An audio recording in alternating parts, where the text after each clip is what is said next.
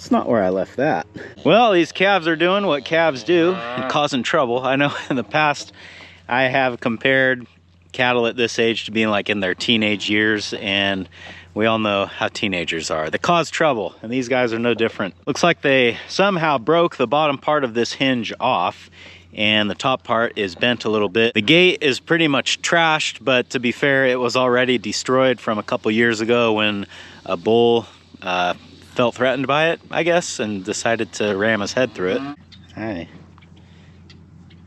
I need to try to get this fixed today. The majority of the time this gate stays open, so it's not a big deal, but every so often I do need to close it and trap these guys in here in order to get them into the working corral or whatever else I might have to do. But as they're showing me right now, it's going to be very difficult to get any work done with the calves in here like they are. So I think what I'm going to have to do is feed them a little bit early today just to get them out of my hair, and then we'll have plenty of room to work on this. That's what's going on today on Farmer Tyler Ranch.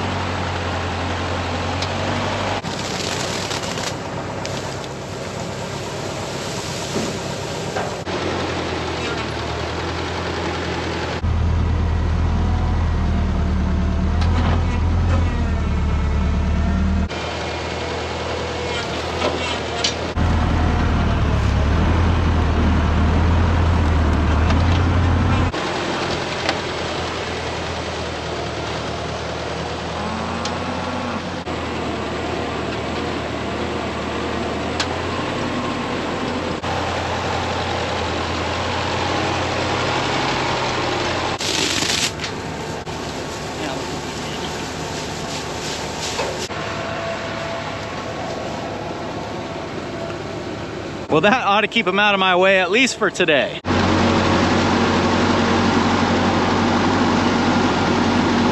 Before I put this tractor away, I want to get a few bales down off of the haystack and stage them up basically for the next few days. I'm going to have to take the hay spear off of this tractor and put the bucket on it, so I don't want to have to be switching implements all the time. It's a lot easier to just get the bales down now, and then I can move them around with the 3-point spear.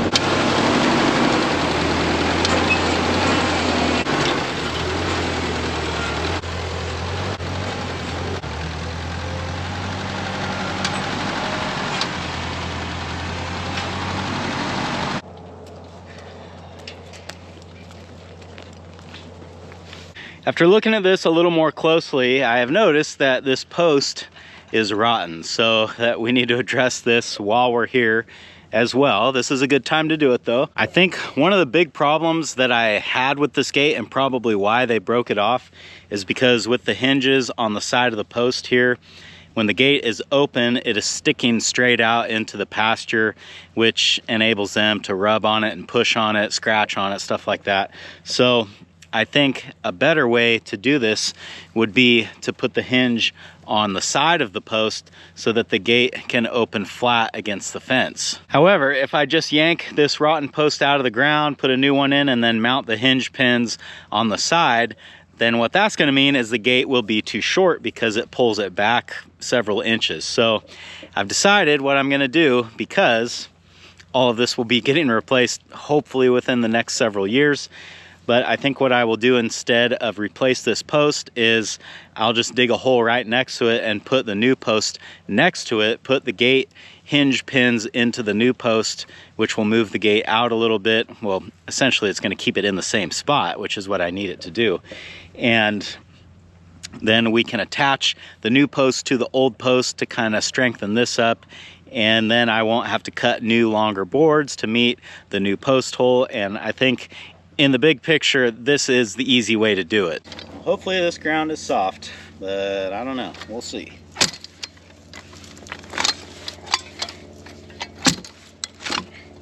Does not seem like it is.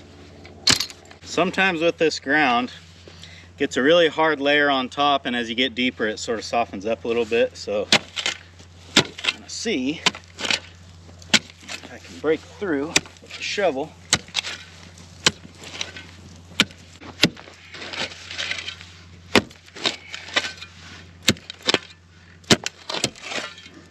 I'm making a little bit of progress.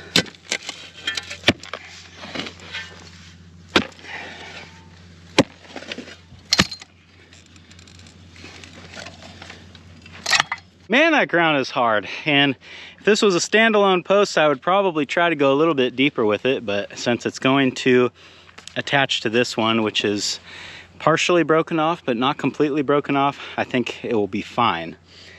It's gonna have to be, because I just can't go much deeper.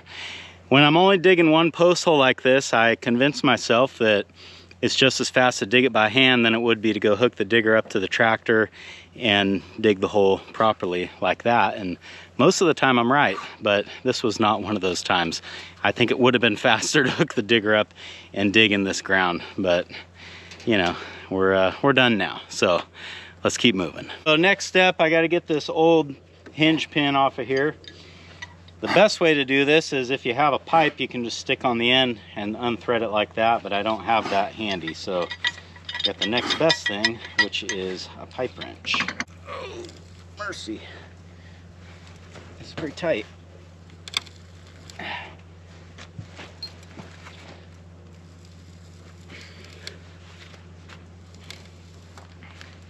I think it's bent too, which does not make it any easier. Okay, now we're getting easier.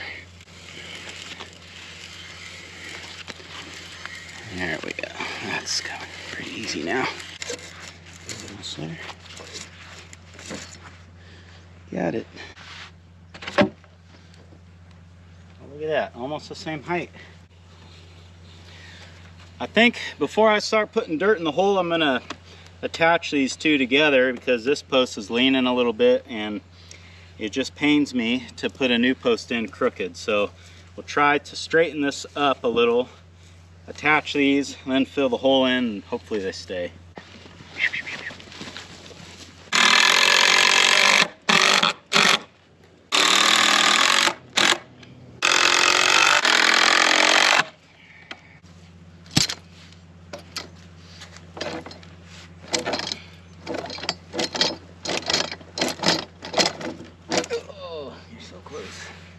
That would be good right there, but there's no way it'll stay.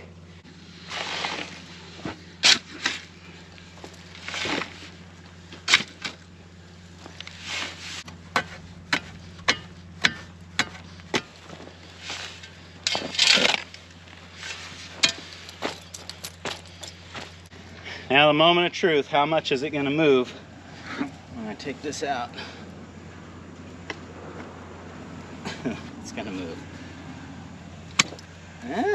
Not as bad as I thought. I happen to have another one of these cheap farm store gates that is made out of paper thin metal and certainly will bend and get destroyed in a short amount of time. But this one is in much better shape than the one that they broke off, and I've already got it. So I guess the smart thing to do before I get any further with this is to sort of mock this gate up and make sure that all my in my head calculations are right and that this will actually fit. That would be just about right.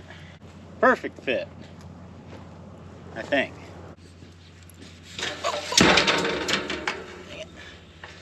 That's not what I wanted at all.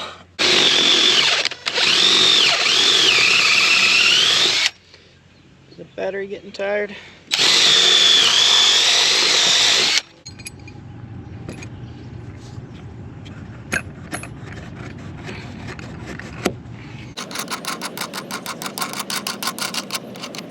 I need to make sure that this lower pin is sticking out far enough so that that gate can lay flat against this fence, but The nice thing about these threaded pins is that they're fully adjustable.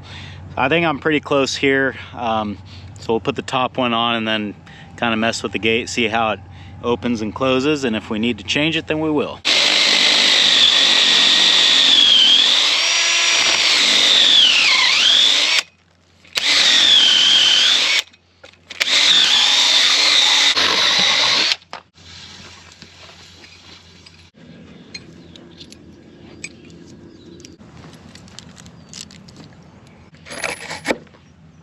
I guess I want that to be like that, don't I?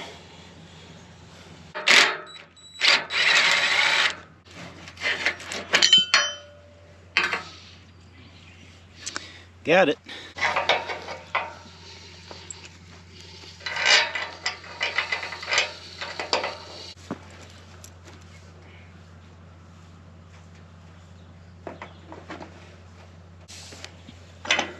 There we go.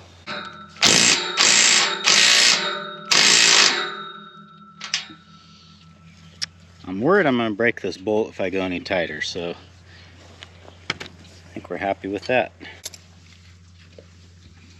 Stands on its own.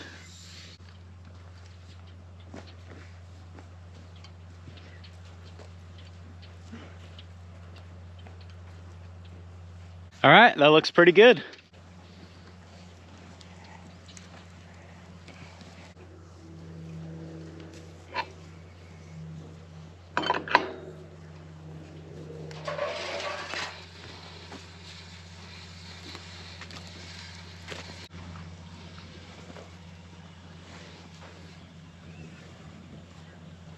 I think the inspectors approve of my work. I used to have a tendency or a bad habit of when I knew like I was going to replace something in a few years that I wouldn't really repair it or take care of it because my thought was that it just wasn't worth putting any time or money into that thing, knowing that I would be tearing that all down in the near future and rebuilding it. I think part of the reason I had that attitude was for that very reason, but also when I was working an off-the-farm job, I just didn't have time to do things like this, so maybe that was just an easy way for me to justify it. Now I'm trying to have an attitude more of making these big plans for big projects like the corral fence that we did this year, but also maintaining what is here, because let's be honest, when you need a gate to work, you need it to work. Doesn't matter if you're going to replace it in 2 years, you might need it to work today. And almost all of the time, I can find a way to do these repairs with having to purchase very minimal supplies. Like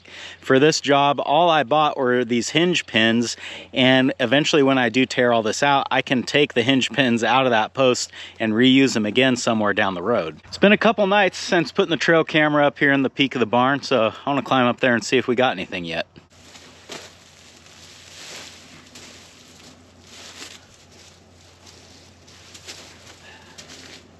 Alrighty,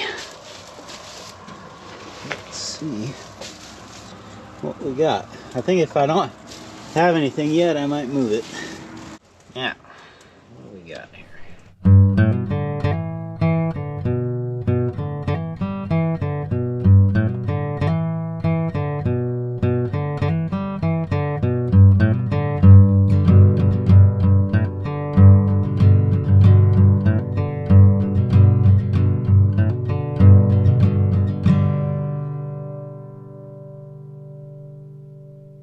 On a couple of those trail cam videos, it was a little difficult for me to tell what I was looking at.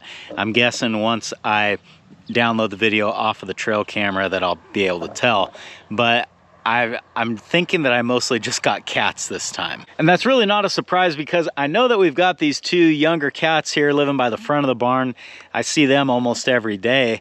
But I think the cats that I caught on the trail camera are not either one of these. So there's some other ones living in here too that I've maybe caught a glimpse of a couple times, but I'm not sure. They're pretty elusive. Here's a good look at these two for comparison's sake, and I think the one I got on the trail cam is different. So far we're seeing a lot of cats, but not a lot of rodents or rodent activity.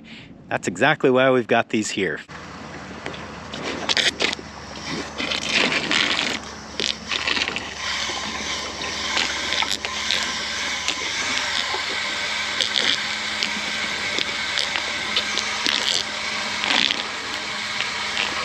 It's amazing when you get a few cows up at this water trough, how quickly they can drop the level of that thing. And I've been seeing that the ground here is wet, and I thought that I had a leak, but as I've looked over the trough, I haven't found any leaks. But what I have noticed is that every time the cows drink, they like drool or dribble a bunch of water down on the ground, and I think that's what I'm seeing here. The plan is to start hauling loads of gravel tomorrow, and then hopefully in the near future I'll be able to get this all put back together the way that it was before, which means tomorrow I get to become very well acquainted with this thing.